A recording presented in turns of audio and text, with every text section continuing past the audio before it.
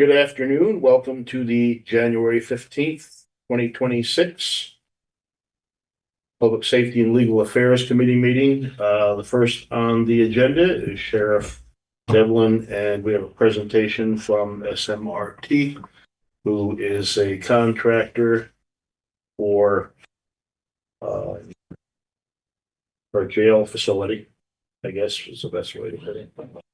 You're up, Sheriff. Yeah, well, we got Graham and Lance from SMRT, architects and engineers here to do a presentation, kind of bring, we've got some committee members, so bring people up to speed in last February's report. They're going to do a presentation, and at some point we'll go an executive session. Okay. Everyone is a little busy. Floor is yours. All right. So I got a PowerPoint here. Good to be back. It's been a little while since I've been here. My name's Graham Vickers. As the sheriff said, I'm here with Lance Lowell, my colleague. We're both architects and principals at SMRT Architects and Engineers out of Schenectady. I am a jail planner. I'm doing this for about 15 years. Got into this work to look out for what I characterize as two populations of the most marginalized people in our society. That is people that are incarcerated, and that is people that choose to work as correctional officers and sworn officers of sheriff's departments. Both of those communities of people are underrepresented. They're communities of people that are often forgotten about intentionally. So that's why I got into this. It's heavy work, it's difficult work sometimes, but we really like to get involved in communities that we work in and try to make everybody sort of raise as we go. I've been here working with the county since 2019, I believe.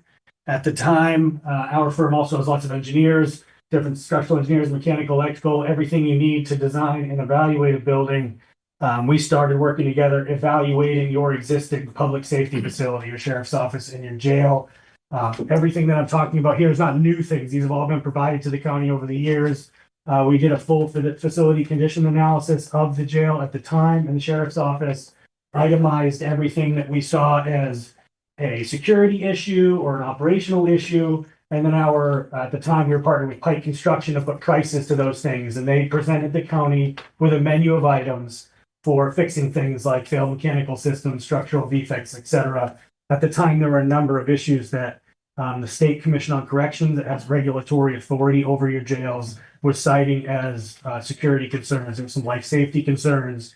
There were some issues with some doors. Those have been fixed. So back then, we fixed a few items from that report. And you were left with a list of everything you might need to do over the next 5 to 20 years to update your facility, should you choose to stay in it.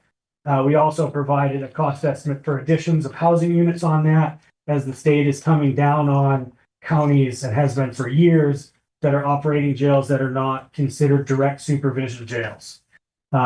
Those were items that needed to be dealt with in the future if you were going to stay there. And at the same time, we provided a very high level of what it would cost to replace a jail in kind for the county. We moved forward through the wonderful 2020 and 2021 years, and then got back together to talk about what might need to happen should you be replacing your facility and moving forward into the future. And a critical first step in that, and part of this presentation summary today, is a demographics and bed need projection for the county. So in New York State, and I'll show you a little bit of that today, not all of it, it was a very extensive process. We partnered with, do I have a clicker, or do I have to ask to click it? I think you have to ask today. Can we click? I'm going to be a little bit all over, just going through. Yep, scroll on down for me. How far down? Keep going. I got a little ahead of myself. I'll show some pictures real quick. So I'll talk to these quickly. Nothing here today is not something we haven't, or nothing here today is new to presenting to the county. This is a summary of these things. So I got ahead of myself and went past the issues in the jail. Again, these are from 19 to 21 we did this. Years have passed, and I know there are new issues, so this is an old summary of an old document, but it's a good representation of where you were, and you're not in a better place 5 years later. These things take time, and we knew they would at the time. I mentioned direct supervision. I'll hang on that for a minute. I've got pictures later of a contemporary New York County jail housing area.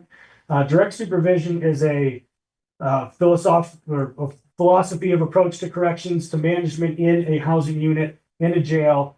You can do a Google search and get a much better explanation than I'm going to give you in 2 minutes. But generally, the interpretation that the Commission on Corrections in New York takes that you need to operate under is largely a freedom of movement housing area surrounded by cells or secure house sleeping areas that the inmates or incarcerated individuals move around in throughout the day. They move around in the same space as the correctional officer that has custody of them at that time. They are meant to be treating each other as humans and reacting on the same level. I'm not on a pedestal. I'm not behind glass. We're both people. We didn't choose to be here together. We both happen to be here, and we're going to act civil. And this is going to be a calm environment. And there is research and studies that I'm not the author of, that we are just practitioners from what we see that show to you that utilizing a direct supervision model in a clean, calm, safe, open housing area reduces incidents, adds to your safety and security of your incarcerated individuals and your staff, reduces the chances of incidents and then subsequent lawsuits for the county. And that was part of why we started working together. There were some incidences back in the teens that needed to be resolved quickly. When we say unsafe housing areas, yeah, keep on scrolling. Just some, I go fast, but that's for me. Again, this is all in a very extensive report we put together that if there's interest, we can resend, but it is somewhere in the county. That's a hole in the exterior wall of your jail. I can't not put that on the slide. There is another layer of masonry inside, but there is some standard building issues with this facility. Rusticated block is what we call masonry units, big concrete masonry units that have articulation on the outside. You have an unfortunate era of rusticated block that is failing from water damage because the water gets into those grooves and causes problems for you. That's unfortunate. Your building is not the oldest jail we've looked to replace, but it is a deteriorating building, which the report goes through. Keep going. I'm not going to spend too much time on that. This one, the next picture, the last picture I'm using for dramatic effect is a leaking mechanical unit over an IT closet. So I'm not going to explain that too much. Adapting old buildings into new operations is hard, not just in jails, in any building. In jails, we have obviously the technical infrastructure problems and systems that every building has, and then we have humans that are incarcerated and are unable to protect themselves or rather free themselves from a fire or something like that. So all of these systems are so much more important in a jail where I don't have the ability to freely egress if there's an emergency. All right, I'm going to go into the data analysis unless there's questions on the existing facility, stuff like that. Anyone more? What year was the existing facility built? 91. 91. Yeah, it was unfortunately the last non-direct supervision jail built in the state of New York. And I build buildings, and I'm going to tell you, we're going to build your building plan it for 50 years. You can expect to use it for 80, and you'll probably hang on to it a little bit longer than that. And that's what should happen. But that's not where we are. And that's a frustration for you all, I'm sure. We partnered with the Keystone Risk Justice Center. I'm never able to say the second word, but this is a nonprofit that evaluates the needs of counties, correctional facilities, departments of corrections. Their information is all in the report, but we don't do bed need projections. We are architects. So we brought in Rod Miller and his organization, and they led the county through a process examining who's in your jail, why they're there. They often look at systematic issues that brought this to the table. Your analysis was relatively straightforward. Next slide. Yep, next slide. So they look at things simply like admission trends, and I've kept a lot of this in here to encourage you to look at the report because it tells you who's in your jail. Breaks it down by every demographic you could ask for, every location, arresting agencies, crimes committed, level of issue. This is what we've always done and what the State Commission on Correction requires that we do to analyze what's been happening, understand where we are today, and project where we'll be in 25 years. Unfortunately, this is a fool's errand because the last 5 years of data is useless for anyone to project the future because we went through two major changes in the state of New York. One, we all experienced together with the rest of the world in the pandemic, which made a couple of years of data for this type of stuff non-usable. And then New York instituted quite a lot of legislative changes in the way there are things that eventually turn out into people that are incarcerated. Most significant to that was bail reform. The HALT Act separates classification needs in a jail. That's a big one. It's not as commonly known. Because bail reform's a big issue. HALT Act is kind of a semantics and how we house incarcerated people. But bail reform basically said, you know, unless you hit certain small list of criteria, you're getting an appearance ticket, you're not going to jail. So that should just reduce the amount of people in jail. Right? That's great. If that's your intended outcome. Part of the challenge of that, though, is that those people, many of them, eventually still end up in jail. They just didn't have that period of time initially to be helped by the actual services that a jail should provide, should they have addiction problems, things like that. They come eventually with bigger problems, and they come without any time served. You also lost a good amount of the folks in that jail population that are the less violent individuals. And what my mother used to say to me when I was a kid in public school, that my mother was a superintendent of my school department, so I was definitely going to public school. Yeah, but she was a huge advocate for this. I hit middle school, I had some issues. My dad wanted me to go to Catholic school. And she said, he's staying because we're an active family that's involved in the community, and we're going to be involved in the school, and we're going to be involved in his life. And the kids that are around him that maybe aren't great influences, maybe don't have that. So we're going to do that for them. So this is my sort of weird tangent coming back to when you have a population of people that are in a jail for a lot of different reasons. You get a lot of different backgrounds, and some of them help each other.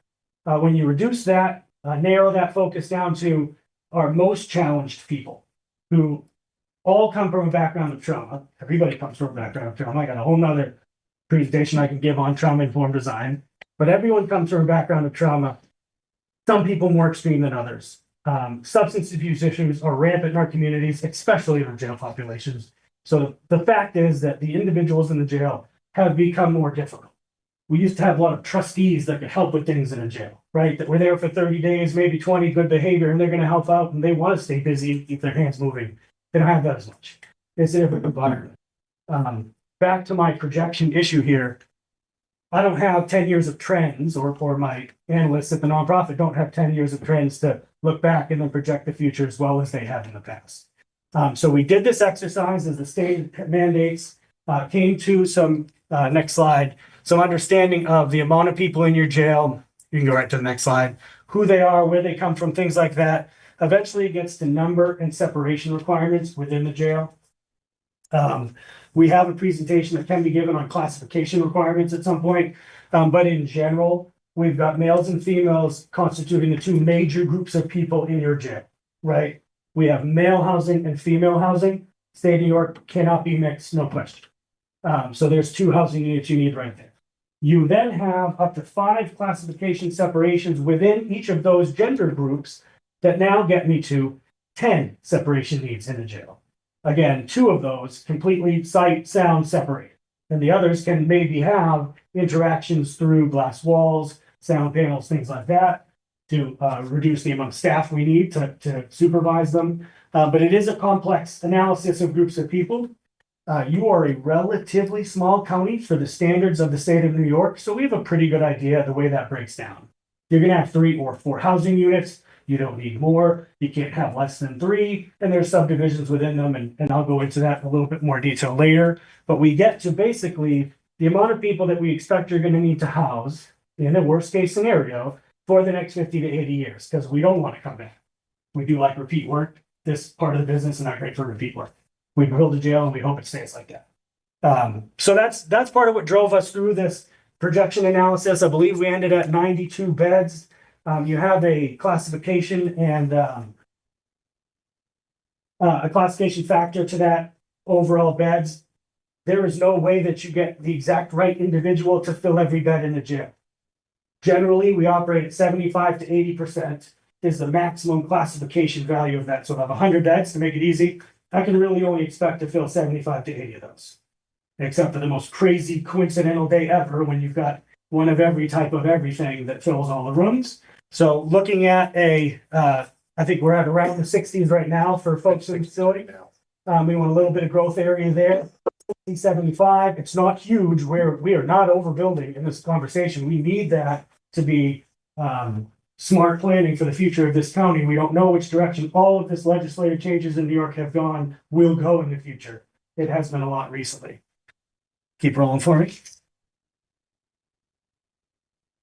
Yep. Keep going.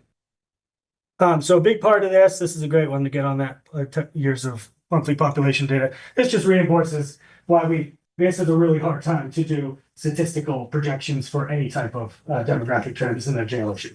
The fact that we've got a couple of years there that blow up the last 10 years, we don't then go 10 further years back. That doesn't help us. And the constant change and the reciprocal changes from something so huge as the pandemic makes this really hard. I think I've beat that one. This is how we get the average daily population. Keep on going. Just representative of that work that happened. That's what I'm trying to show you today. Here's a big one. This is in-house versus boarded out. So I want to talk about this for a minute. You are one county in a sea of counties in the state of New York, but it is your sheriff's job to have custody over the people that the courts give him. He doesn't choose to have anyone in his jail. The courts do that. He has to be the custodian of them. You can board people out if your jail can't accommodate them. If you only have 2 females, is it a good operational decision to have a staff member for those 2 females, or can they go to another county? Maybe not. But the thing is, your jail is part of your community. Your community is in your jail. All of the people there come from your community, and their support structures are right here in their community. So if I'm boarding somebody out to Albany, it reduces the chance that their family will visit them in jail. And the most valuable thing that you can do to keep someone from coming back to jail, from my understanding, is to visit them and maintain connections with their community and family. So we don't want to board up. It costs money, and it erodes your community and your ability to impact the cycle of recidivism for the people in your jail. The orange bars is your boarded out folks. The pink bars is your in-house. The state's coming down on your facility. They have for years. This is the mechanism they have. They don't give you any money to do anything. So they can't do a whole lot, force you to do things, but they can start making it really hard for you to meet your obligation with what you have. And that's what's been happening, shutting down housing pods, things like that.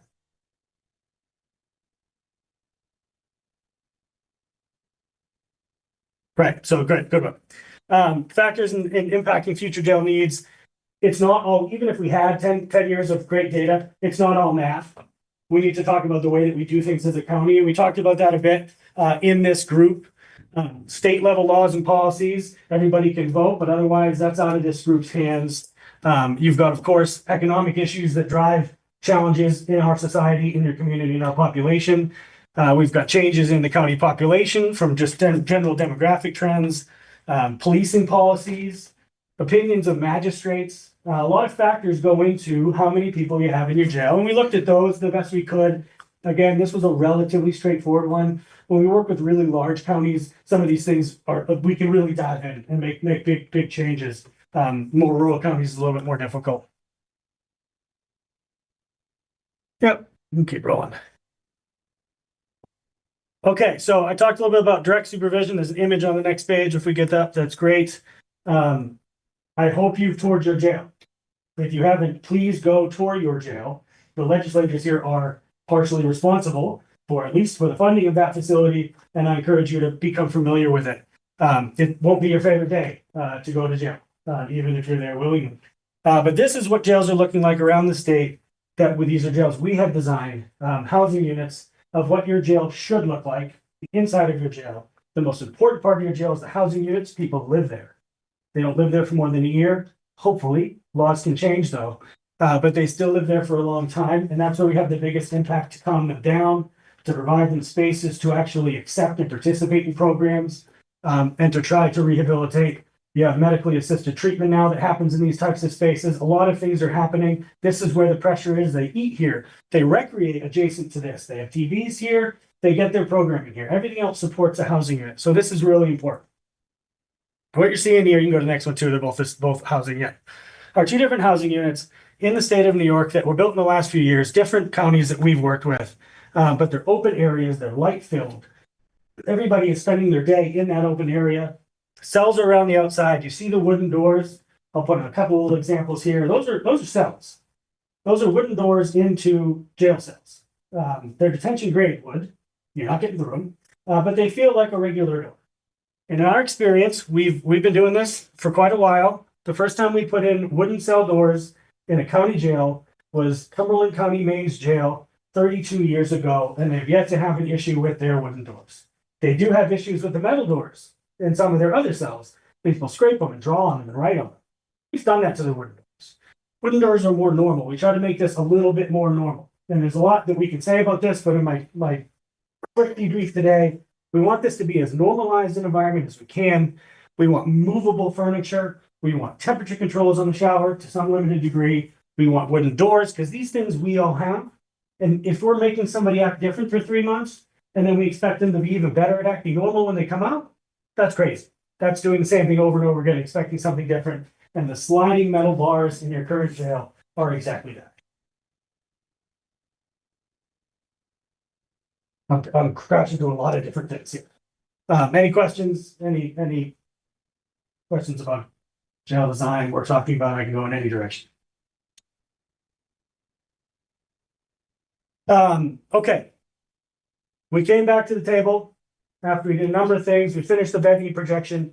At that time, the county asked, we were out of contract. SMRT wasn't working for the county at this point. Say, hey, we need a little bit better understanding of what we're talking about here. We need to plan budgets for the future. Eventually, we're going to need to hire an architect like us or someone else back then to come and actually guide us through this process. So we need to start putting what we would call order of magnitudes together. And I call them an opinion of probable cost. It's not an estimate. I don't know what you're going to do with your, let's say, security operations layout. Do you need 4 lieutenants? Do you need 6 lieutenants? I don't know. But you asked me for a cost, a ballpark. So I looked at the many jails that we work on, and I came up with averages based on your size so that we can help guide you in an early phase as to what we might be talking about. We use construction costs from recent similar facilities in similar areas, and then we made some tweaks to that based on distances and stuff like that. That's our early opinion of probable cost. And we get to some numbers here that, again, we presented this. This is all from memos to the county. But this is how we got to kind of where we are today. This is for a jail. So far, I've been talking about a jail and the sheriff's office. Next slide, please. Yeah, next one. So we also were asked to add in some other needs that the county has because the vision that we were presented with was one of a contemporary public safety facility that was not just a jail or not just a jail and a sheriff's office, that included a number of other county departments, things that were needed, morgues, garages for EMS, firing range training for law enforcement, different things. Again, this is where we started really grabbing it from. I did a morgue recently at a college. So we looked at the square footage of that. We said, how much body storage to build a morgue off are we looking at there? What do you need? What do you have? And we came up with some numbers. That's how we got to where we were a year ago. From that point forward, the county put out an RFP to hire an architect, which we have been selected as the architect for that, which we're very thankful for. Thank you. And that's kind of the transition we're at right now. When are we going to get looking at the actual detail of your spaces? That's the next step. So if you go to the last slide, I think is the next step slide. Perfect. A detailed operational program for jail and all other areas, right? This is where we talk to you. Your probation department's going to be here. I added 25% space to the square footage I got for probation a year and a half ago when I gave you that ballpark. I need to talk to your probation department, understand their needs, changes they see happening in the future, their workflow, the way that they interview people, how much time they spend out of the office, can they share it, so all that kind of stuff. So that's operational programming. That's the next step here. So we come up with actual real needs based on understanding your operations, your workflow, and what you see coming down the pipe for you. Concept design comes after that. That's where we really look at how these spaces come together in a whole public safety campus. If the potential site is available, we get to do a large public safety campus, and we can plan for your future county needs as well for other departments. Very sort of smart planning, do as much as you can at once, plan for the future, have a plan as you move forward. That's that concept level, right? Then we get to a detailed construction estimate. You'll need to hire a construction manager advisor as part of this process. Should we get going on the operational program and the concept, let's say tomorrow, within 6 weeks, we really want to have a construction manager partner, at least through the procurement, so we can start to know who's going to price this work. Because at this point, you don't want your architect to price things anymore. I gave you my knowledge of what I've been doing, and I escalated and I did my best. You need a builder who does this all day long to count the walls, right? To tell you what they think it's really going to happen. And then as we move through design, that person gives you a clear picture of cost at each phase so that you're better prepared for bid opening day and construction. And I won't go into that process right now unless you ask. But the other element of this is site selection and analysis. That happens before we do that full design. right? It is separate to the concept, but happens at the same time often. But this might be the point where I want to stop this presentation, see if there's any questions about everything I've thrown at you, and then we might talk about next steps, contractually moving forward. Just, yeah. Any, So would a jail be involved in this? yes, This is an awful lot. Yeah. Especially for new folks who may not have actually Right. seen the jail. I don't know if we've organized those tours yet or something like that, so. We're planning overnights. we've had conversations. They did that to me too. Was it your choice? Though?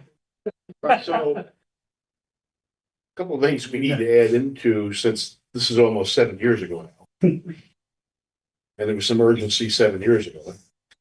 Since that time, we're continuing to have mechanical No, yeah. issues. For example, we just lost 2 rooftop heaters. Fortunately, these 2 heaters can be replaced without a crane. There's 5 more that cannot be, which means if you put a crane over that building, you have to vacate the building. In addition to that, today, we voted to replace a control panel for the sewerage pump station. In addition to 2 pumps that we already were planning on replacing. What were we talking for them? $67,000 just for the control station? Right. And for Well, the, for the pumps. exact, no, the pumps are more in addition to that. Right. So my point is the systems for that building are starting to fail in rapid Yeah. succession. Yeah.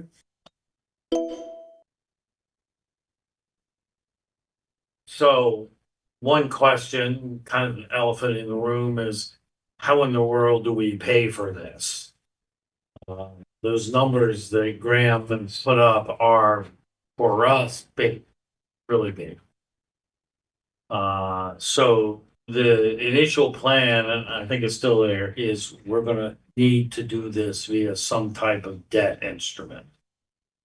Not a short-term like ban, like we have experience with, but with a long-term bond. What's the useful life for this? Probably 30, 40 years minimum? For your new jail should last you 50 to 80 years, I would hope. for sure. Yeah, we gotta go with what New York State says is the official for our bonds, but that will smooth out these costs, obviously, but make it at least relative to our existing terms forever.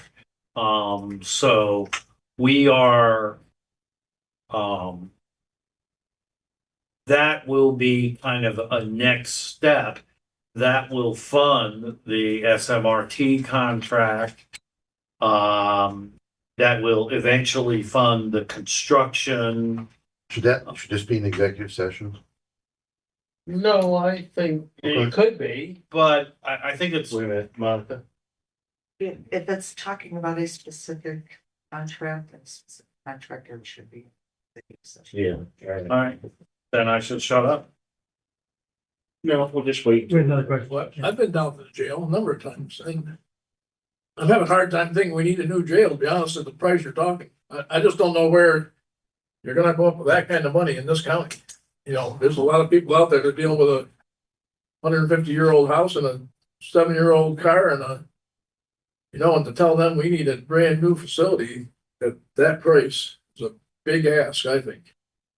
As far as replacing things, well, that's, they're 35 years old. Yeah, you have to replace some things. I'm having a hard time thinking about $100,000 or $100 million debt. And particularly, I think right now is a very bad time in this country to be borrowing that kind of money. Yeah. That's my 2 cents. This is something I hear every time I come and have these conversations. Your county's not unlike almost all the counties we work with. A jail facility is gonna be your most expensive project until you build another jail. That from the requirements of a county in New York State specifically, it's your biggest capital project. And we largely work with rural counties. We're not spending a lot of time in Westchester. Our firm, our practice, it's built around small county needs. And this is not something this is something I hear every month. And it is a really hard decision for the group of decision makers that represent that county to make this type of capital commitment. We've heard it all, we've seen it all. Some jails move forward, some don't. This $100 million ballpark is for your jail and a lot of other things. And we have presented or provided, and maybe we can bring it back up to the top of folks' inboxes, so to speak, analysis of what we think cost would be for staying in that facility over the next 20 years. That was the first thing that we did back in 2021, I think was when we officially finished that report, that looked at projected replacement needs for your facility. The other boogeyman in this process in New York State is the commission coming down on you. Well, Yeah, I'd like to hear from the commission. I would like. yeah. I don't want to hear it secondhand. I'd like to hear it. The commission deals with the sheriff. So Yeah, I you'll know. hear it from me. So, well, then, I want to hear. What I'm just saying, you've been hearing from me and we just got to, well, I'll let Graham do the talking because the bottom line is we get shut down, you're gonna be spending a lot more than, we're spending $1.5 million now for it. But there's the jail down there, half of it isn't being used, right? It was renovated during They COVID. won't let us open. And I sent you something on that. I talked to someone down there. That's why I want to hear from the commission. The only one you need to talk down there is the sheriff. Okay. And I gave you the document from the New York State. No, you didn't give me a document. I did too. I emailed it to you. You asked for it. I asked you for it. I did not see it in an email. I'll send it again. I sent it to him. Okay, you sent it. Is that report about the cost of maintaining and whatever we would need to do in the current facility available? Is that something that can be shared with the new? I'm sorry, what was that?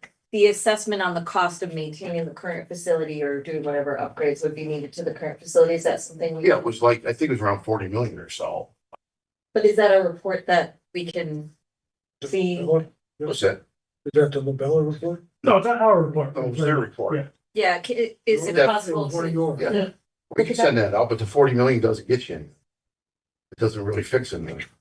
You still have a linear facility. That was the problem. That's why we started looking at other options.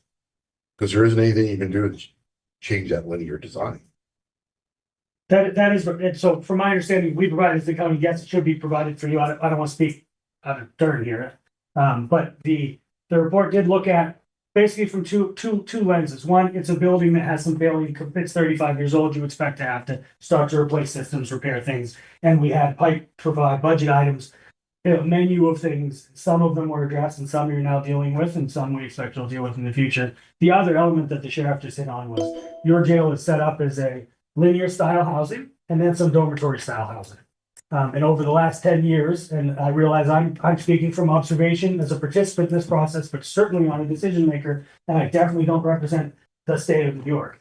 And you should talk to the commission or through the sheriff or however that works. It's not about me, that we are, as a community, seeing the ability to utilize these get reduced. So what we don't want to say is, all you need is 20 million, you fix that building, you're fine. And then in 3 years, they say, we're done with housing like this. Sorry about that 20 million. So with whatever happened during COVID, whatever renovations were done during COVID, were those not approved by docs before they were done? Well, There it were was, no renovations on during. okay. I thought We it was there renovated was something done. the dormitory section. Huh? And the dormitory classification is kind of almost useless now after bail reform. I mean, we can hold 56 people in the dormitory. Before bail reform, how many do you think we can hang with classifications? So what was it you were mentioning that? I think The gentleman that gave during me the COVID. tour of the jail. Oh, I can't remember his name, I'm sorry. So showed me the dormitory part, said this was all renovated during COVID, we've never used it. And I said, well, could you use it? He said, sure, you just gotta get the state come in and look at it, say, yes, it's acceptable, and we use it. But he said, we cannot get enough corrections officers to man, that's what he said. yeah, and this is like something I think all the folks know in this room, but because the public is watching, it's my understanding, right, Sheriff, that because the jail is a linear facility, it's a New York State corrections mandate that eyes have to be on occupants of the jail. And because we're linear, that's not possible unless we have a high amount of corrections officers, correct? Correct. Okay, and so uh, that is a limitation, right? Yes. Hiring corrections officers. Well, yeah, that's part of the problem is the way the jail's set up. We don't have direct supervision of the inmates. Right, We're checking them it's 15, 30 minutes that they're out of that individual eye of correctional officer. So it wasn't the physical changes themselves that are preventing that area from being used, it's not having enough staff. that It is, was shut down by the commission because we don't have enough staff. Okay, Also, the conditions of the jail is not helping that.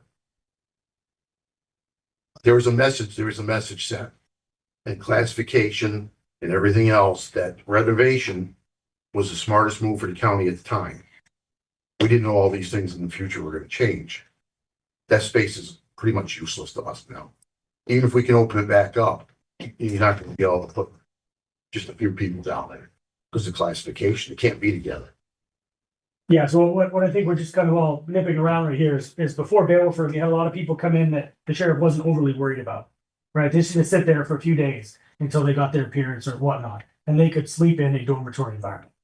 Now, the population you have in your jail doesn't have that, let's say, bottom tier of risk of people that could be housed in the dormitory environment if they were allowed to. Instead, they need to be in structured rooms. right, but wouldn't that mean there's also just less people, fewer people? That was the immediate effect, but now you're up to 60-something individuals in your jail, which is back up to your peak pre. So, And the difference between pre-COVID and now and bail reform, people you have in there are far more violent than previous.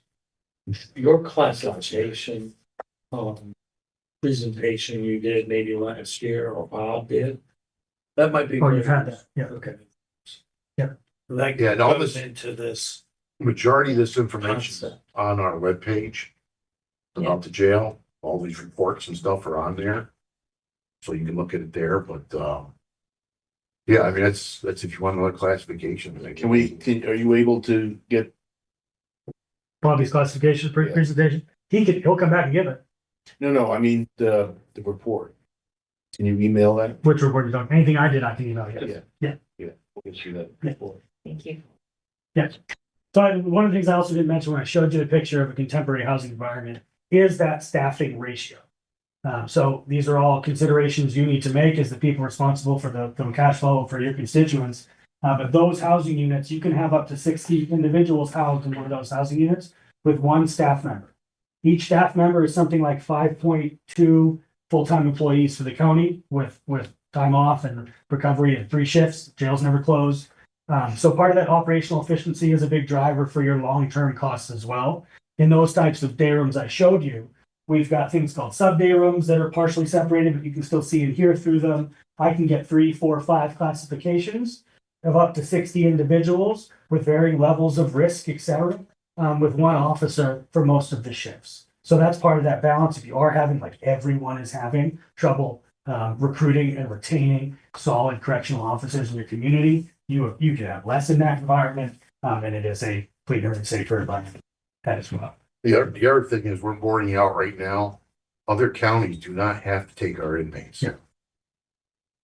And we've had problems. We've got them spread all over the state. We're having problems. As everybody's population is going up, we're having more of a problem trying to locate places to put inmates at. So that's another problem too. And another jail is not going to take in trouble. Someone's rowdy inmate. They're not going to take them. They don't know they're rowdy. When they're rowdy up there, they're going to call us and say, you got to come. Yeah. Problematic medical issues Yeah. and mental issues are also a problem. If you want to see it, this open concept pod type that Harry just built one. Yeah, we were gonna do a trip there. We didn't Yeah. do that. I would organize a trip again. But everybody said, So at this point, we were going to get into a little bit more of the steps forward in the contract talk. So does anybody else get any other questions before we get an executive session and talk about that? I can get this on the phone. all right. I will request a motion to go into executive session for H to propose that, oh no, sorry, wrong one. F, the medical financial credit employment history of a particular person or corporation or matters leading to the appointment, employment, promotion, demotion, discipline, suspension. So, a removal of a particular person for corporation. The right one. Well, contract, right? Yeah. Yes. Monica, The apartment? that's the right one for contracts. right? Yes. Yeah. Yes. I'll make the motion. Second. Motion second, all in favor? Aye. Opposed? We're in executive session. Mr. Gibbs, will notify you when we come out.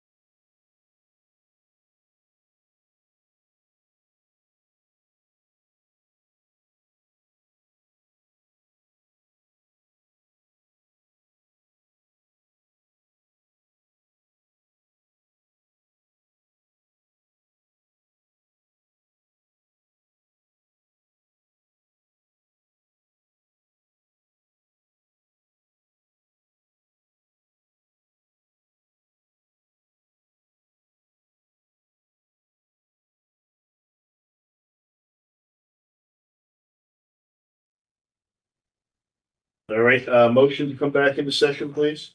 Oh, Second. Do I have a second? Second. Do I have a All in second? favor? Aye. I, Opposed? Go back to session. Continuing on with the sheriff, go ahead, Sheriff, you're up. I'm asking the committee to sponsor a resolution to renew the public safety mutual aid agreement with the city of Oneon and Village of Cooperstown. It's a 5-year contract, not a contract, a 5-year agreement. Motion, second? Second. Motion second, discussion? This has gone through the attorneys. I haven't sent it to you. This is, hasn't changed at all. Okay, It's the same as it was. okay, Just the dates expired, so we're just putting new dates and a new, signature page with the correct people that are on it. yes, Send it to me if you want. okay. all right, so, modify the motions contingent upon county approval. Motion. Oh, good. County attorneys. There we go. Any further discussion? Hearing none, roll call vote. Wilbur, Aye. Mickle, Aye. Powers, Aye. Brilliant, Aye. Cecile, absent. Motion carried. Looking for to hire 3 correctional officer above base, step 2, where they have previous correction experience. One's from New York State docks, one from another sheriff's office, and one is a US Navy correction specialist who is looking for a job after Navy service. So if they get approval to those 3. Motion, Yeah, those forms, right? second? You need to get motion again. Motion to hire 3 correctional officers above grade with prior experience. I'm sorry? I'm not sure if that's a typical thing we do. It is. We do it all the time. I'll second. So Because of their experience. Okay, I'll second. discussion? So this brings you up to staff or what? Nope. I didn't know that was the answer. So where are we at, staff? Probably after the week, we're probably gonna be about 8 or 10 short at least. Nobody likes to work in 14. 14. Better, yeah, it's not 14. 14 short. That's why we can't open that back part of the jail? Yes.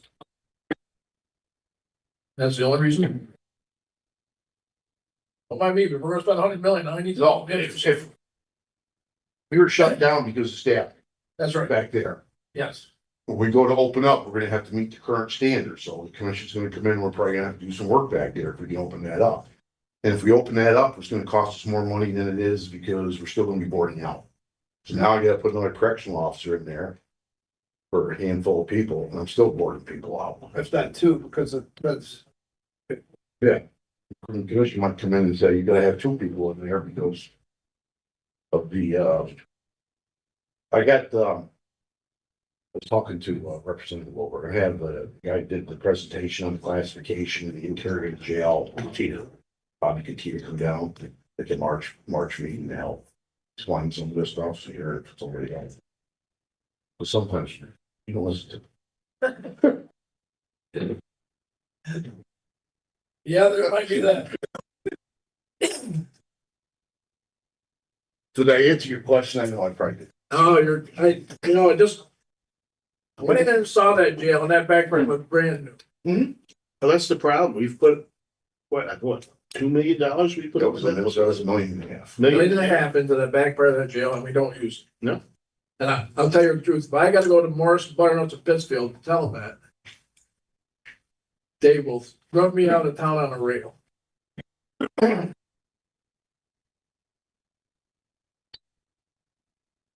don't know.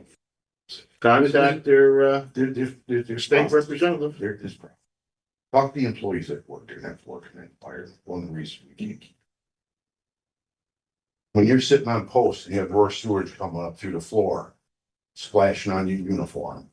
Well, that's but No, I mean, those are the things that are going on. You're not gonna get people. Is that wanna work. that because of the control system in the pump? I'm sure it does. Yeah. All right, so we have a motion and we have a second. Do we have any further discussion? Hearing none, roll call vote. Wilbur. Aye. Mickle. Aye. Powers. Aye. Berlin. Aye. The seal absent. Motion carried.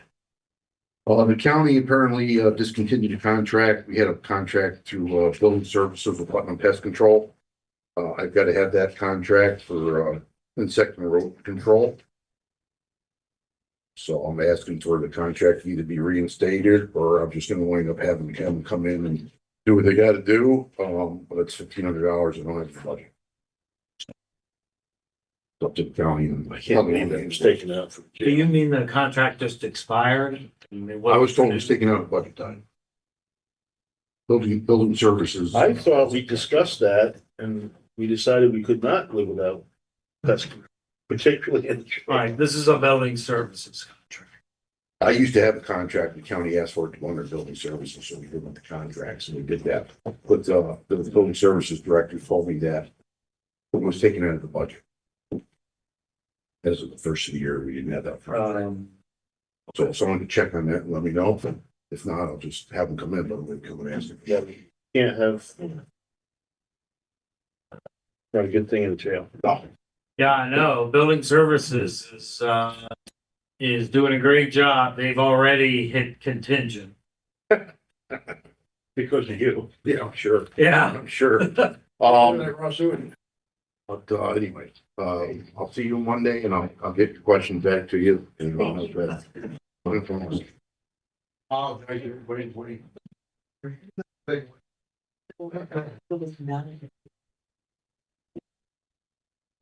Sheriff Wilbur. Yes. We don't have a motion or a second. What's happening with Putnam? With what? Wait, Sheriff, hang on. What's going on with that? We didn't get a With motion. what? Putnam Pest Control. We're looking into that. So I'll withdraw my.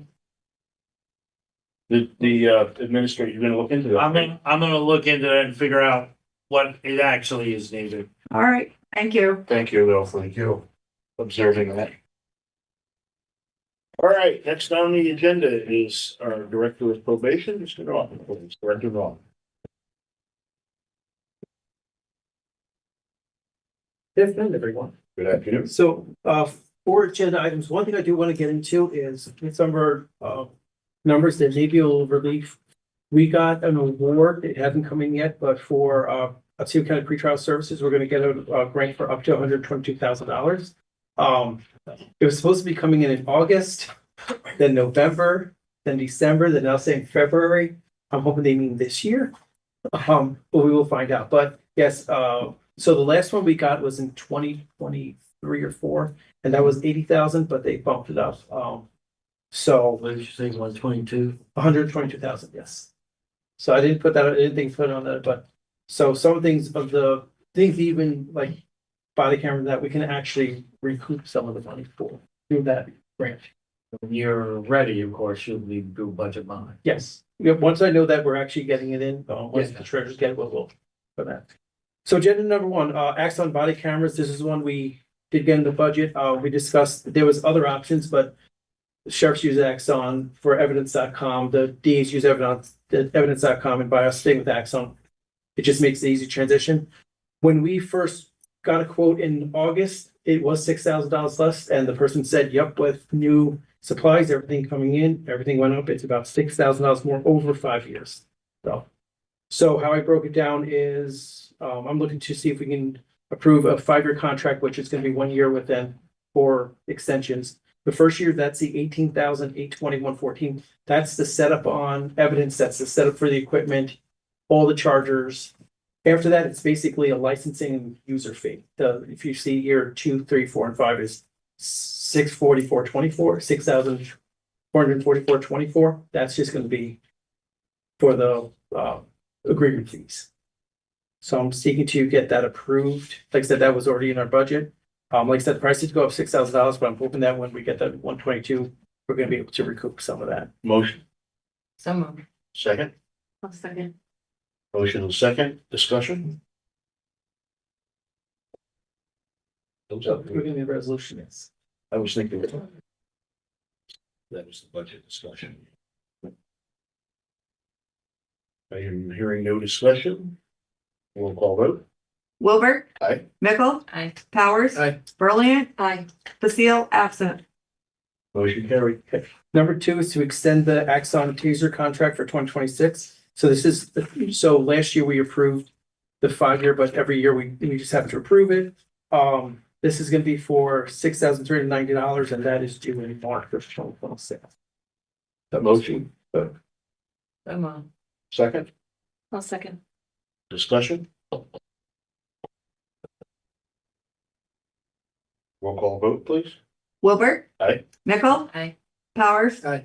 Brilliant. Aye. Basile, absent. Motion carried. Okay, number three, approve the Catholic Charities ATI contract. So ATI is Alternative to Incarceration. They run our community service, so somebody gets arrested or in trouble. And they're ordered to do community services. They're the ones who, they meet with them, they get it set up, they check the place, make sure, and carry the insurance. Catholic Charities been doing it for 10, 12, 13 years. They do an amazing job, and I don't see any reason not to keep going with them. Motion, So moved. second, Second. discussion. Hearing none, roll call vote, please. Wilbur. Aye. Mickle. Powers. Aye. Brilliant. Aye. Basile, absent. The last one, this is a little different. So we're looking to extend, we have a contract for security through S&T Security. I spoke to Dan Hammer. There is language on this that we can look to extend it for 2 months instead of the full year. Met with Mr. Frazier. Somebody else came forward who may be willing to look at taking over security from us. And then when I spoke to Dan Hammer, there's actually 2 other companies that they're going to reach out to. So we're just trying to see, is this still our best option? So there's language, and I spoke to Greg Seeley, who's the owner of S&T. He's more than willing to extend it for those 2 months. And then Mr. Hammer has the RFP pretty much ready to send out. So hopefully sometime next week that'll be sent out, and let's see. I do think it's time to see what's out there. There's been, I think Mr. Seeley's done a lot of good things, but there are some issues we have. So I think it's just time to see what else is out there. So that is going to be. So The you're next to exceed asking, amount is $116,690, and Mr. Seeley's quote for this year did not. So last year was 700 plus thousand. He came in with the exact same numbers. So if you basically divide it by 6 for 2 months, you get to $116,690. oh, all right. Yes, that's for 2 months. Yeah.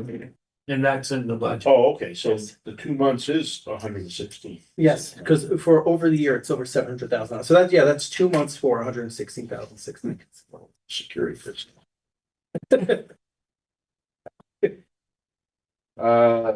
Motion, please. So moved. Second. Second. Discussion. Hearing no discussion, roll call vote, please. Wilbur. Aye. Mickle. Aye. Powers. Aye. Brilliant. Aye. Basile, absent. Motion carried, but a lot of that is also reimbursable, correct? So this, we get chargebacks, so we get chargebacks from both DSS and Behavioral Health Services. So it's one of those that you'll see in my budget, the $700,000 as an expense, but also $700,000. And then DSS and mental health get some kind of reimbursement from the state based on their amounts. Okay. Thank you, sir. Thank you. Have a great day. Stay safe. Thank you. Mr. O'Brien.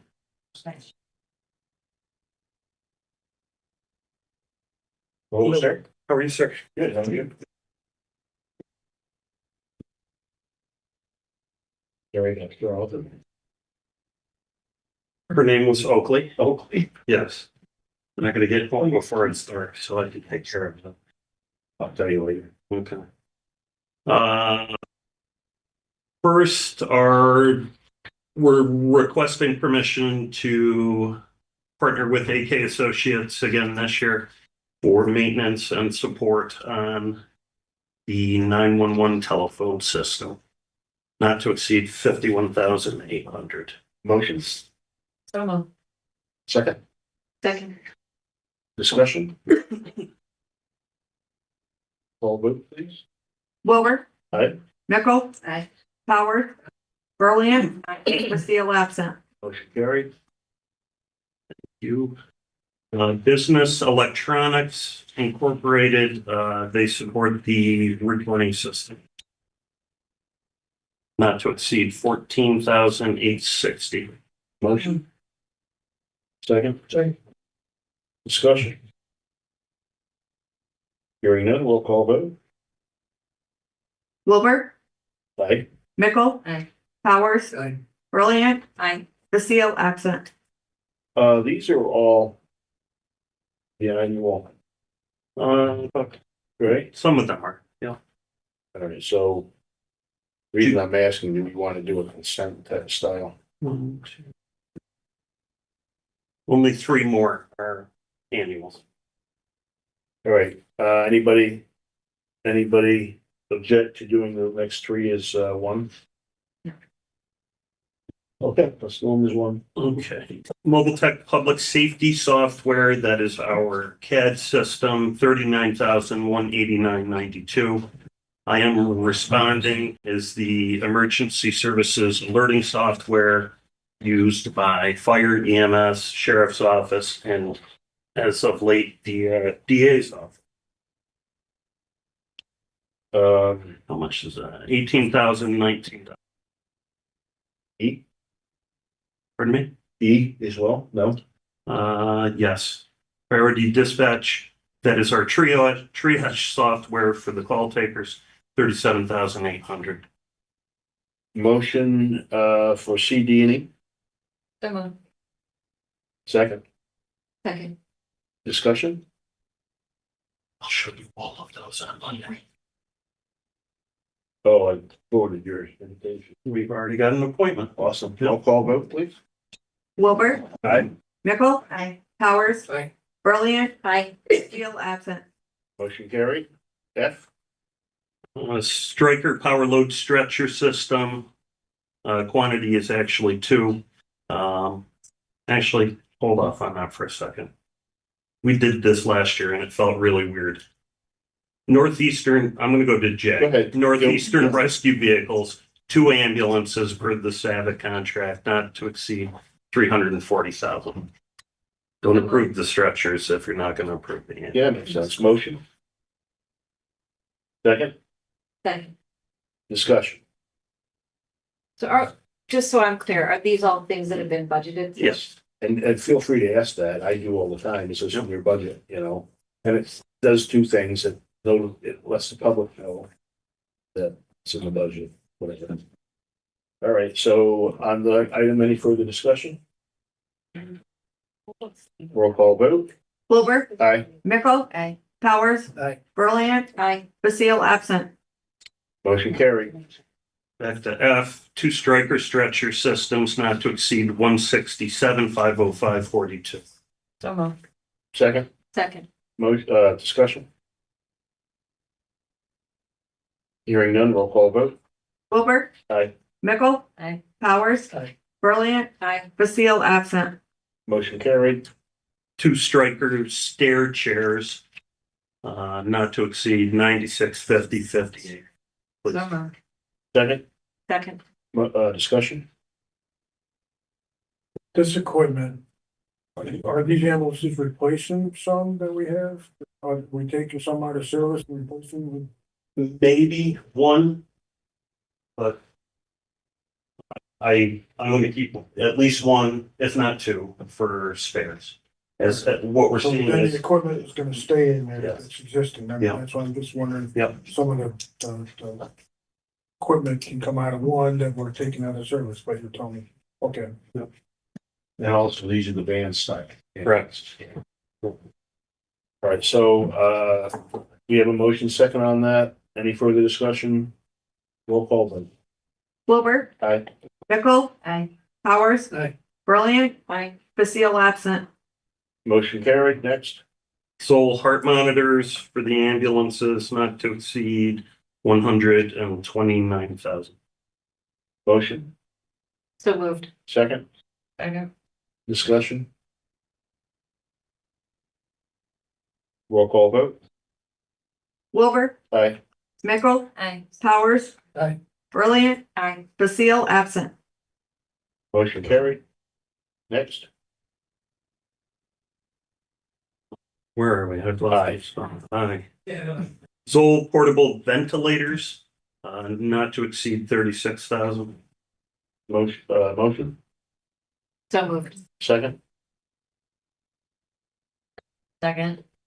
discussion.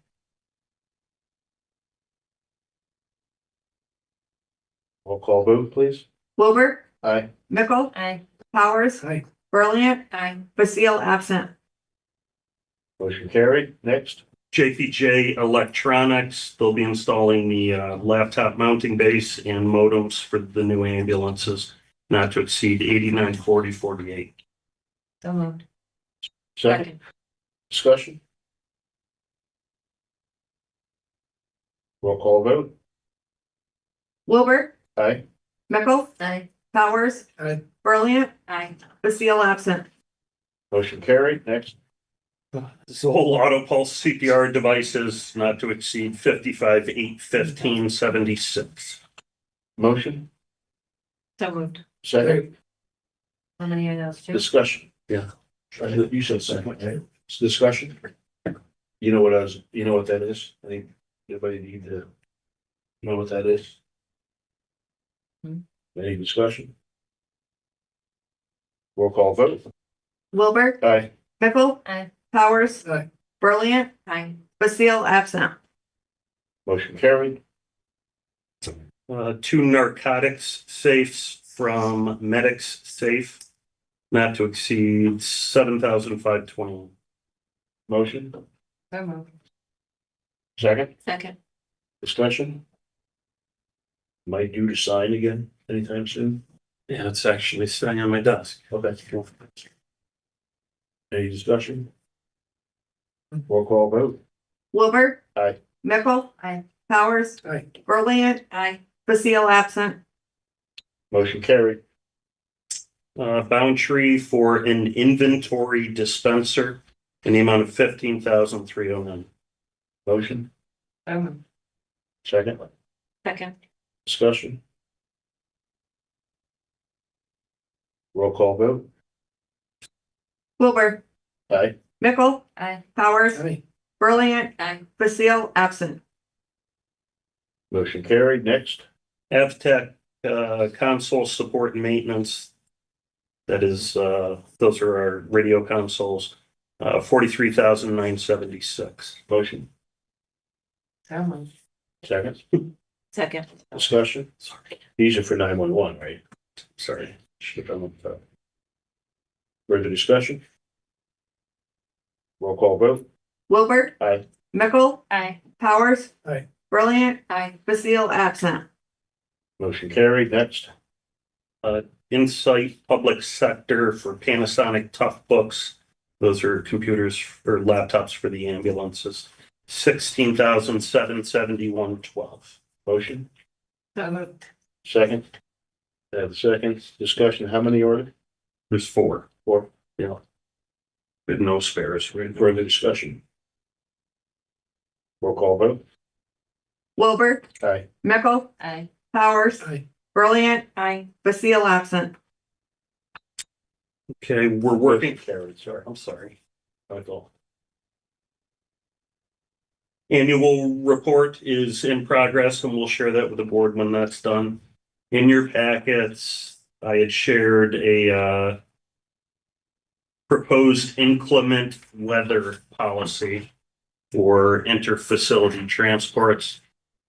If you're so willing, I would like your blessing on this one. Did you give that, quick chance? No. Can you approve contingent? Yeah, that's what I'm thinking. So, I'll put a motion to approve it, contingent upon approval by the. thank you. Well, thanks. Have a motion, second discussion?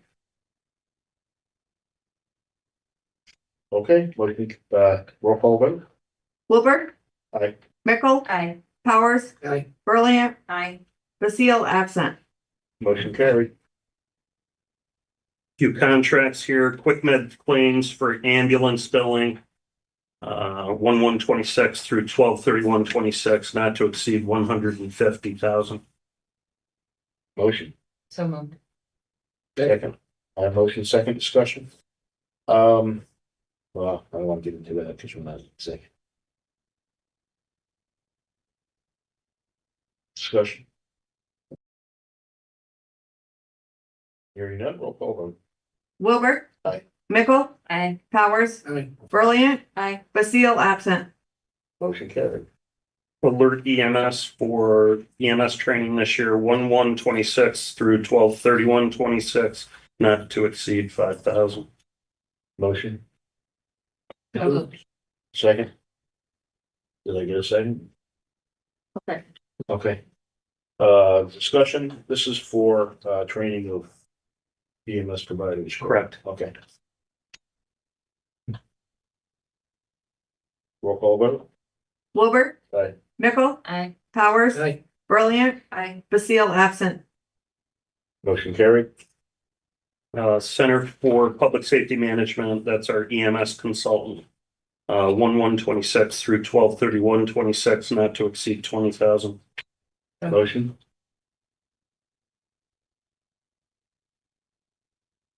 I'll second. I didn't see a motion. I didn't hear it. I better bring my hearing aids next time. Discussion. This is, how's that going, by the way? Good. Good, very good. Hearing no further discussion, roll call vote. Wilbur. Aye. Mickle. Powers. Aye. Brilliant. Aye. Basile absent. Next. Blue Wing Consulting, he's the tower consultant we're using on the Butternuts project. 1/1/26 through 12/31/26, not to exceed 50,000. Motion. So moved. Second. Second. Discussion.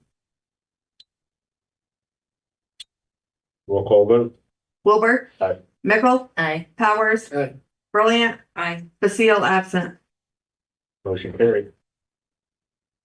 Craft Power for maintenance and repairs on our 911 generators. 1/1/26 through 12/31/26, not to exceed 20,000. Motion. So moved. Second. Second. Second. Thank you. Discussion. Yeah, the second. Roll call vote. Wilbur. Aye. Mickle. Aye. Powers. Aye. Brilliant. Aye. Basile absent. Next. Next one's a budget mod. The NG 911 grant was not included in our 26 budget. So requesting approval to increase 30/20/433/893 and 30/20/547/865 in the amount of $1,266,796. Yeah, it's the best news I've heard all day. So moved. Second. Second. Discussion. Second again. Stuck that one right. You know why I put that at the end, right? Well, it's gonna be a tough one.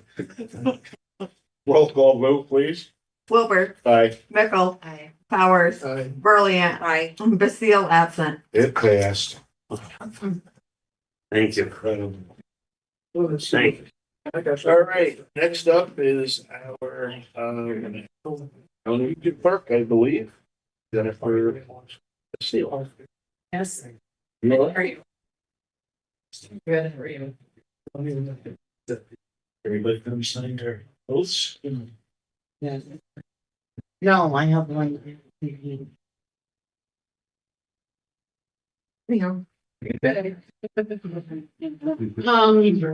Really quick today, just requesting committee approval to approve our annual digitizing project at a cost of $14,400.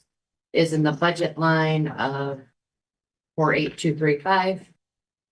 The cost is 30 cents per page. Total pages is 48,000. Motion, This is, I'll make a motion. second? It's different. Yes, that's what I was saying. We need to, Did you second? I'll second. Okay, discussion. Is any of this like reimbursed from Department of Ed or anything? Okay. And is this, again, something that's already been budgeted for? Yes, is in the budget. We do it every year. It'll Okay. take our deed books back to book 140. I was just questioning the emails that we. The Unless one that was up. before, because I was being charged a pickup and delivery fee. So I'm like, "Oh, you've never charged us for this before." I'm like, that's a whole nother book we could do. So we dropped that off, added a book, which affected the cost of 14,000 to 14,400. All right, further discussion? Roll call vote? Wilbur, Aye. Mickle, Aye. Powers, Absent. absent, okay, Berlin, Aye. Basile's absent. I think we have quorum still, right? Uh, yes. Okay. Carry. Go ahead. Okay, thank you. Thank you. Wonderful day. Next up is, Mr. Jones, our emergency services fire coordinator. How are you, sir? Good, how are you, sir? Morning, buddy. Hi, I'm Victor, by the way. I'm Leslie. Nice to meet you. Nice to meet you. And Damon. No awards today. I told you we weren't gonna do this in a month. Do you wanna coordinate? Going in? Spotlight, no. Absolutely. Victor? Awesome. All right. First item is going to be annual resolution of fire advisory board appointments. Motion and second for that. The list, right? Yes.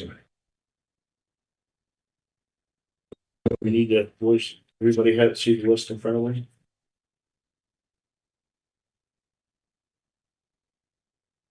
Fire advisory 2026 members. I motion. Second. I'll second. Discussion? Yeah. Roll call vote? Wilbur, Aye. Mickle, Aye. Powers, Aye. Berlin, Aye. Basile absent. Motion carried. Thank you.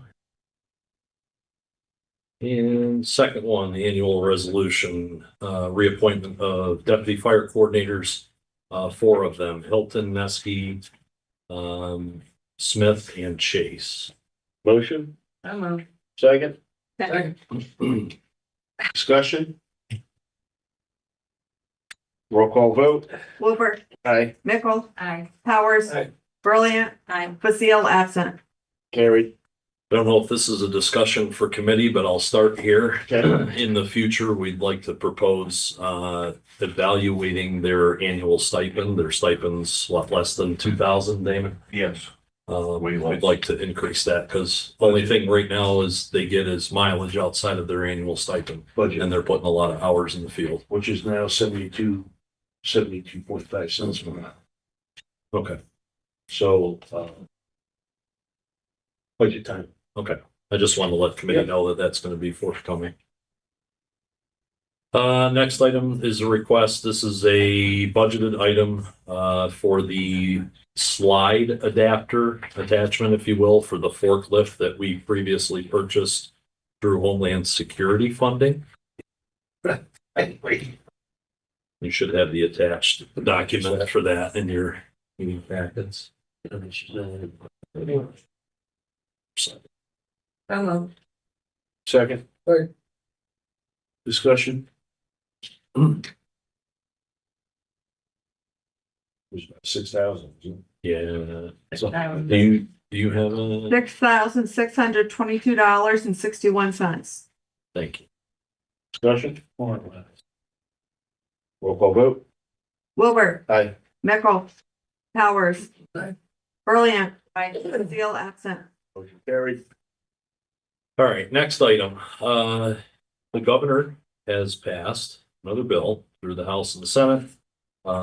We are currently awaiting chapter amendments to come through, requiring each county in the state of New York shall develop and maintain a comprehensive EMS plan.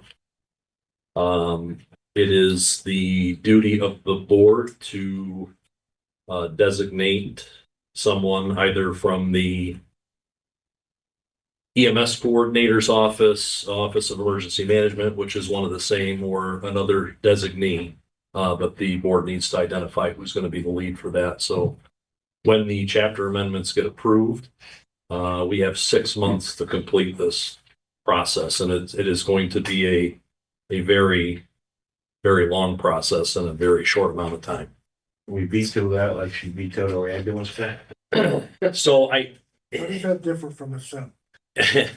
well, different in the sense that, How does it differ? so what they want to do basically is make EMS an essential service, but not have to fund it currently. So there's no funding available for this, and I apologize for having my back to you guys. But that's their way around this, is basically making the counties, go out, meet with all of the municipalities to make sure that they understand that when you dial 911, it isn't just the ambulance shows up at your doorstep. What happens, you dial 911 and the ambulance never shows up. So basically they want to know what we're gonna do to handle that crisis and how much is each municipality at some point going to be responsible for funding. So it's a pretty in-depth. So my question, have resources in your office to do that. We are barely going to be able to handle, I mean, we've got 34 municipalities in the county. So meeting with each individual municipality is going to be quite time consuming, in addition to our day-to-day responsibilities. At some point, again, no funding is going to be available for this project. But we would like to bring in John Gibb from Consulting Management Group that we've used previously with some of our other plans. He's currently working on our county comprehensive plan. And what would that cost? Any idea? We don't know because we're waiting on more guidance before he can give us an official number. I did speak to him on the telephone this morning, and I told him, I said, look, we are going to handle the in-person meetings. I can't ask him to sit in on 34 plus meetings. Because that price will be through the roof. I can't imagine what that number would be. So as soon as we have more guidance from either the governor's office or the state EMS council, we'll be able to provide you additional But information. we're on a compressed schedule. We will be as soon as the chapter amendments are approved, which they're expecting that to happen in the next month or two. So you have a month to think about this? Is that what you're telling me? well, we have a month to process what exactly they're asking of us, which is like I said, quite in depth. And then we have to get the ball rolling with getting together with each municipality. Hopefully we can get as many of them together at the same time. So when are they telling you they want this completed? As soon as they have issued the amendments from the chapters, 6 months from the issue date. So it's going to be relatively As soon as August. Yeah, it's relatively aggressive. So, all right, so I'm gonna go back to my original question. If anybody else has a question, feel free to jump in. The problem is we know very little about this, so I mean, I'll answer the best I can, but Meeting, all right, and that's kind of what I'm asking Yeah. is it, where is it most appropriate for this to occur? Yeah. And you have resources in your office? No, you don't. no, we're I a don't pretty, even think pretty small office. even isn't it? Rob's office doesn't have the resources. No. So how are we gonna handle it? Aren't you gonna do it, Dave? You don't want me to? Actually, kind of a dumb question. But we just wrote 2 years ago a very extensive report about the county ambulance service. A big part of that was focused. Yeah. No, it's not dumb, and we did talk to John about that, and he's going to look at that as part of, to see if maybe part of the work is already done, Yeah, hopefully. we invested a lot of money in that. Correct. Yeah. The other thing is we might want to talk to Tammy. And Matt Sabatsky. Yeah, he just renewed his contract for, well, Right. officially, yeah, but or on Forest and Reed was contact. So maybe this is a kind of task forcey thing. Well, yeah, there's gonna be a lot of major stakeholders that are involved. It's not just us. Well, I'm thinking from a workload perspective. So let me ask you an additional question. What happens if we can't connect to, say, Portland? We just move on, or does that hold up the whole project? We don't know that answer yet. That's what I'm thinking is maybe we set up some meeting days and we have them come in. That's what we're hoping to do, is to try to bring as many of The the, onus on that. try to bring as many of them to I'll try to the catch it. table at the same time. Victor, The problem with this project is that everything is unknown. We have absolutely no idea, other than they want us to develop one. All right, so nothing we're gonna do today, take it off. No. But the only thing I need you to take action on is, are you gonna appoint us as the I don't know. Why don't you, I don't wanna do that if you don't have the resources to do it. Tell me. well, they can delegate. Yeah, I mean, I'd be happy to appoint your office to do it, but I don't, if you're taking. I mean, it makes sense. We are the emergency management office. We do have the EMS coordinator. I almost threw one out. You know what was spent when some of the donating to. That's, But it was Yes, 20 grand or better. it was. Oh, it was like 50,000. Yeah, it was up there. I don't remember exactly. It's an expense. 6 years ago. Okay. So it's dated. But yeah, it's definitely I don't think dated, a lot has changed. but it was really expensive if we're thinking about doing that this year. The other thing, Victor, you've got to talk to Tammy Harris, because this sounds very much like shared services plans that we used to have to do. And I don't think they could ever get everyone together. Yeah. And sign off on those things. She might. it was tough to have a quorum for us to get the hazmat Yeah. agreement signed. Yeah. 2 years ago. Yeah. But some additional, what little they have released. And this is something we're gonna have to have conversation. Rob's gonna be involved with this process too. Relative to examining dispatch protocols, coverage areas, resource reliability, financial sustainability, medical oversight, staffing structures, and public expectations.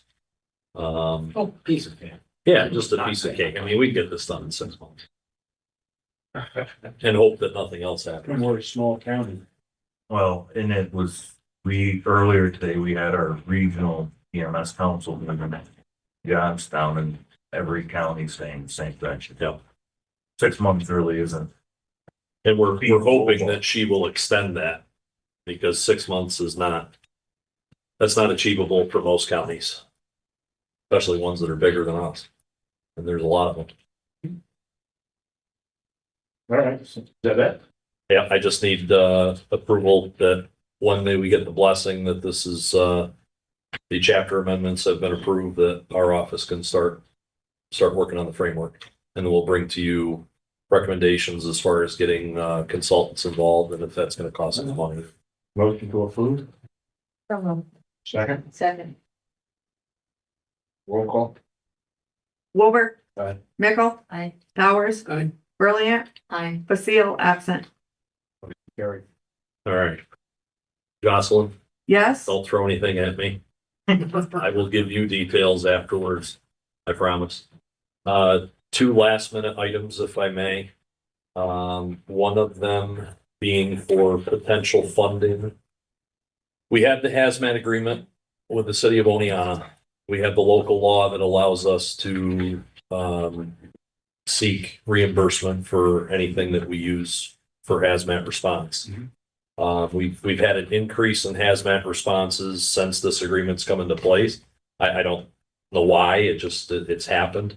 So we've spent a little bit of money and we're working on bringing that money back. Part of what our office would like to do is to relocate some of our assets into the city, because the city is who's providing us the certified hazardous materials technicians. So this is a local government efficiency grant I've already spoken to Tammy Harris about. And apparently it's something that you can submit on a monthly basis.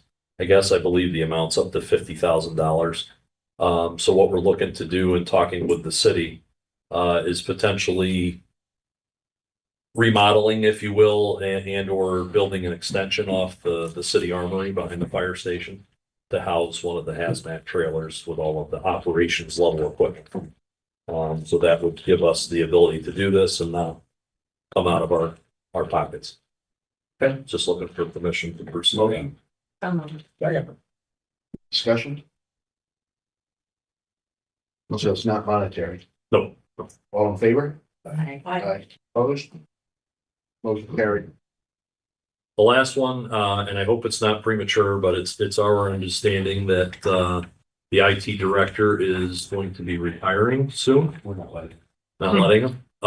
If indeed it is true, our office would like to sponsor a resolution acknowledging all of Brian's years of service, specifically to his support to emergency services and public safety as a whole. I'll make that motion. But we're not letting them go. He might fight you on it. He might beat you in an arm wrestling. All in favor? It's very nice. Fine. Thank you. Opposed? Motion carried. That's all I have unless you folks have something for us. Good. Happy Thursday. Happy Thursday. Carry on. Next on the agenda is our county attorney, Attorney Levis. I didn't know I would do that. Public defender. of the county attorney. You know what I said? I'm sorry. That's fine words. Bet you didn't know that, did you? Updated our agenda. Thank you. All right, attorney to attorneys.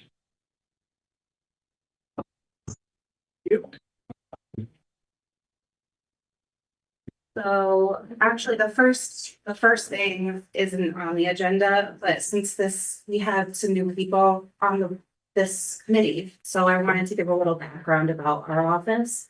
So one of these pages is just a little overview of the public defender's office.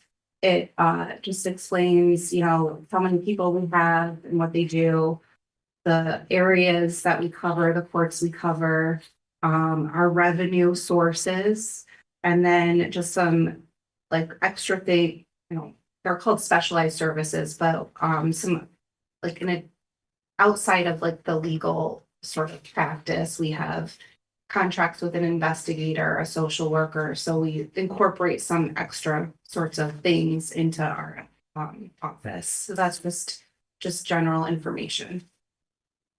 The first item on the agenda was to update. Right. Yes. I'm gonna stay back here. I've been a little sick and I don't wanna. So for 2025, the PD office has brought in $1,555,000. This exceeds the original budgeted revenues by over 70,000. And the local cost amount for 2025 is currently at 310,000. The first item that needs a motion is to approve or renew a contract with our investigator. The amount I'm requesting for 2026 is $19,900. Discussion? Roll call vote. Wilbur, Aye. Mickle, Powers, Aye. Brilliant. Aye. Next. Basile's absent. Oh, I'm sorry. Carrie, next. The next item is just to update the committee on our application for the Upstate Model Family Representation Office grant. We heard back and we had a debriefing with ILS yesterday. Yes. We did not get the grant. 4 counties did it, Chautauqua County, Onondaga, Schenectady, and I can't remember the other county. Orange. Yeah, Orange County. It was a competitive grant. We met with ILS to talk about our application. We learned a lot. So for next time, if we want to try again, then we can do that, and happy to talk more about it, but I don't want to take up all your time either. An update on the assigned counsel program. We are reviewing the lease. We have a walkthrough scheduled. I wanted to bring in IT and building services to check out the space and make sure it made sense, you know, I'd from like their to be on that. perspective. I'd like to be on that tour. Oh, sure, And yeah. anybody else that would like to be on. I'll send you an email with the date. Who owns that space? Ed Meg.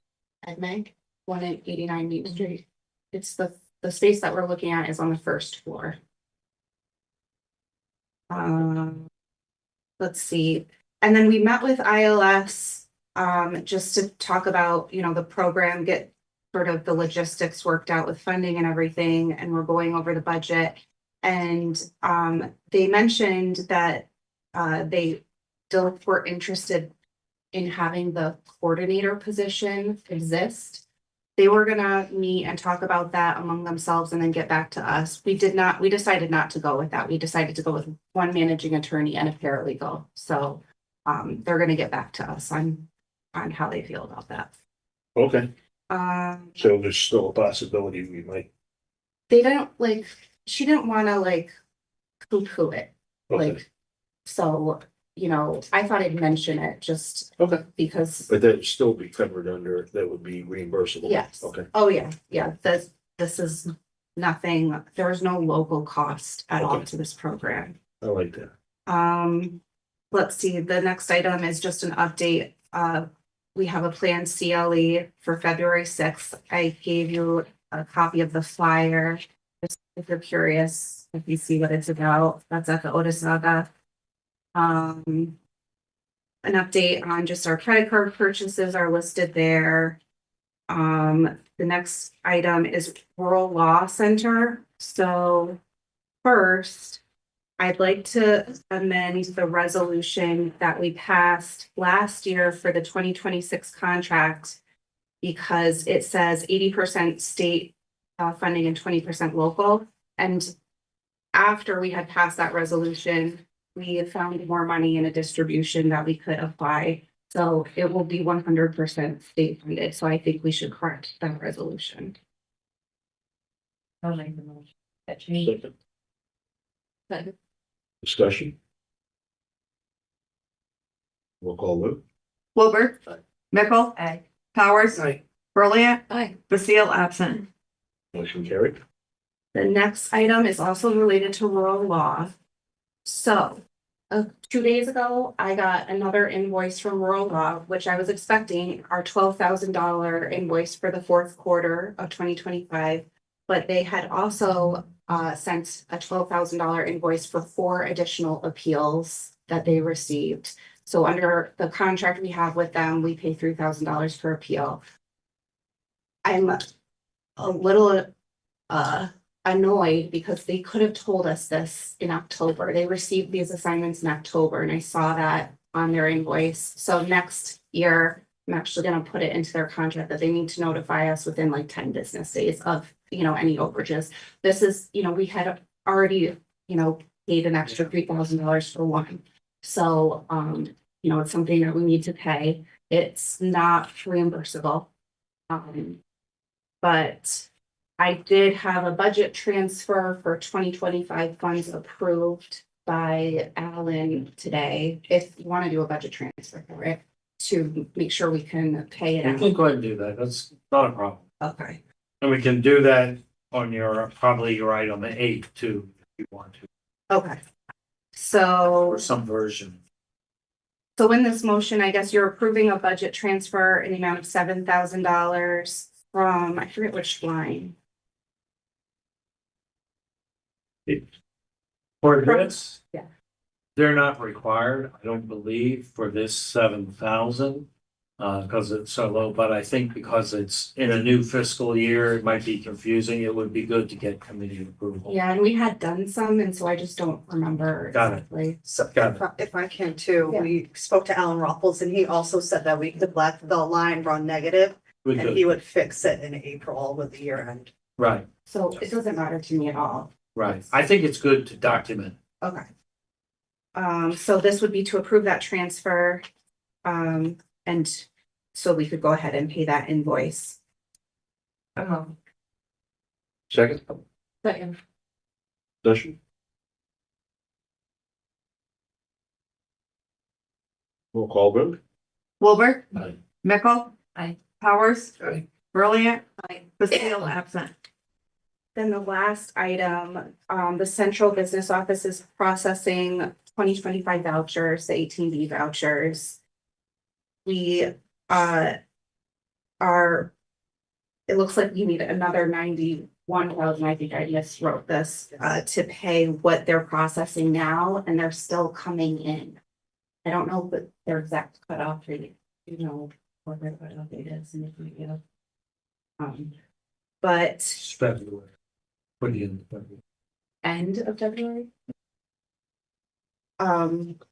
So, Well, that's a cutoff date for getting stuff in the budget. There may be yeah, because I don't know if might, there is something your office might have established in the past. no. But it's something the assigned council program. But we looked at the PD and ACP budget lines together for 2025, and there's about $130,000 across 15 different account lines. If you put it all together, that's what it is. Do you have anything else to spend that you need for the PD office? I don't think so, not for 2025. Not for 2025?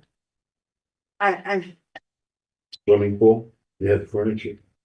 mean, you never know. Maybe some umbrellas. Maybe late invoices that haven't come in yet. I would say What invoices? late invoices haven't come in yet for December. I mean, we're only 2 weeks into January. I personally, I think it would be a good idea to do the transfer, right?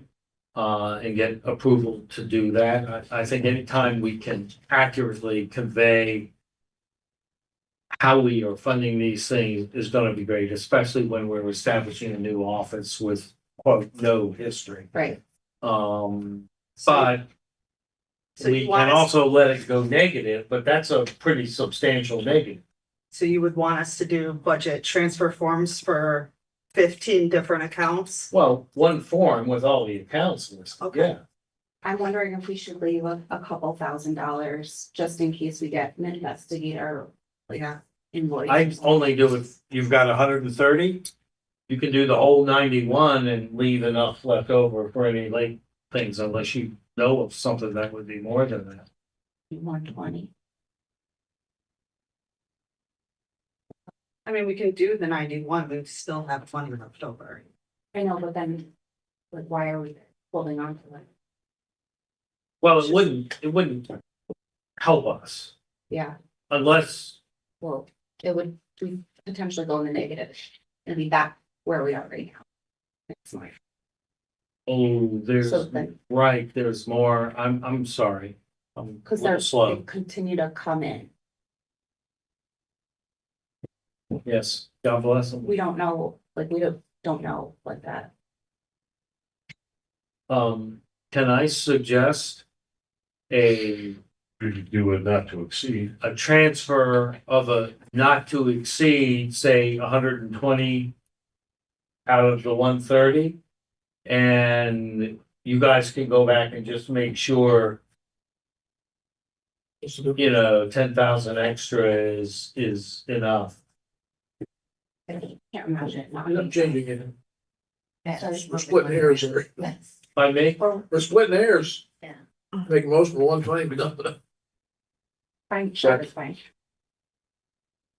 So, Discussion? Roll call vote. I'm sorry, who motioned? I'm sorry, Who motioned? Mr. Crowley? Yeah. Wilbur. Aye. Mickel. Powers. Nice. Brilliant. Aye. Basile absent. That's it. Motion carried, sorry. I fell asleep over there. That's all I have. That's it. Thank you. Thank you. If you would like to contact Susan. Oh, yeah, you're welcome to come over anytime. We're physically located. Or wherever. Great, thanks. Second- I'll second. quickly meet you. Thank you, Mike. Okay, next up, our district attorney. Correct. Yes, that's your title at the moment. It is. Good afternoon, everyone. How are you? Oh, I'm fine. How are you?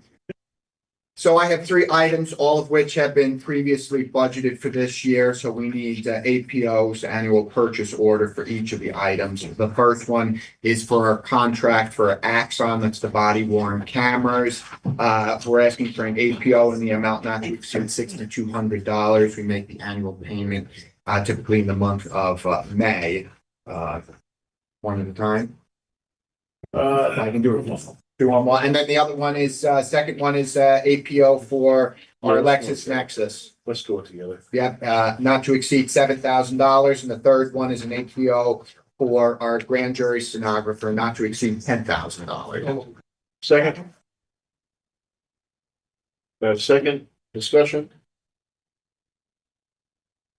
Roll call vote. Wilbur, Aye. Mickle, Aye. Powers. Aye. Brilliant, Aye. Basile absent. Motion carried. All right, cool. I have nothing further. Any questions from anybody? Nope. Thank you. Thank you. Have a nice day. Go with it, good. Bye. And county attorney.